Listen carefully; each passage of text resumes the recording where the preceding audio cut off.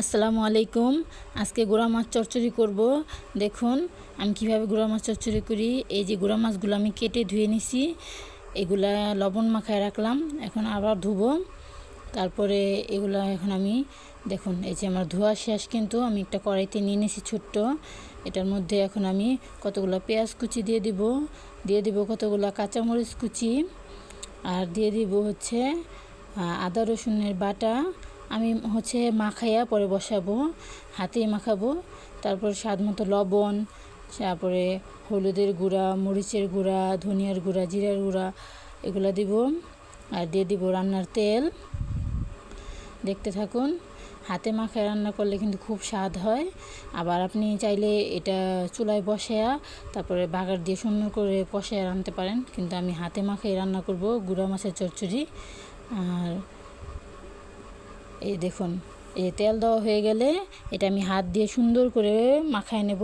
যেহেতু সাথে ছোটো ছোটো চাদা মাছও আছে, সেজন্য আমি আস্তে আস্তে মাখাবো যেন আমার হাতে না লাগে। কারণ ছোটো ছোটো যে চাদা মাছগুলো, এগুলোর মধ্যে কিন্তু কাঁটা থাকে।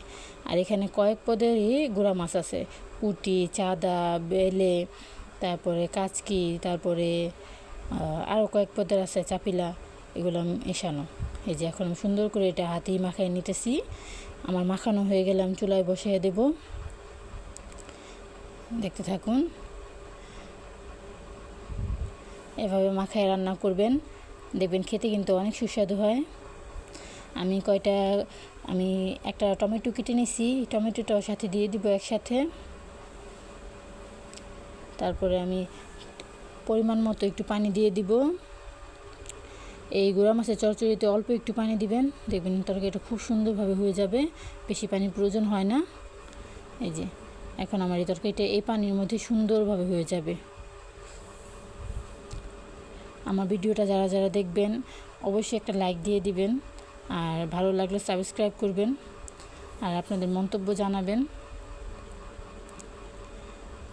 আমার তরকারিটা কিন্তু বলক এসে পড়ছে।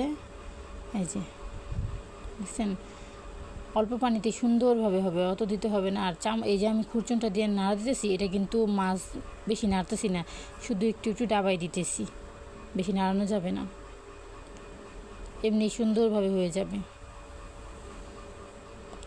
এটা কিন্তু হয়ে আসতেছে, বাস আর একটু শুকাবো। যেহেতু চচ্চড়ি ঝোল রাখবো না, মাখা মাখা হবে। আমি এই যে টাটকা ধনিয়া পাতা দিতেছি, এটা দিলে গ্রানটা খুব সুন্দর আসবে। এভাবে বানিয়ে খেয়ে দেখবেন, অনেক ভালো লাগে। গরম গরম ভাতের সাথে গুঁড়া মাছের চচ্চড়ি খুবই মজা। আমার তরকারি কিন্তু হয়ে গেছে, বুঝছেন? এই দেখেন। আসসালামু আলাইকুম।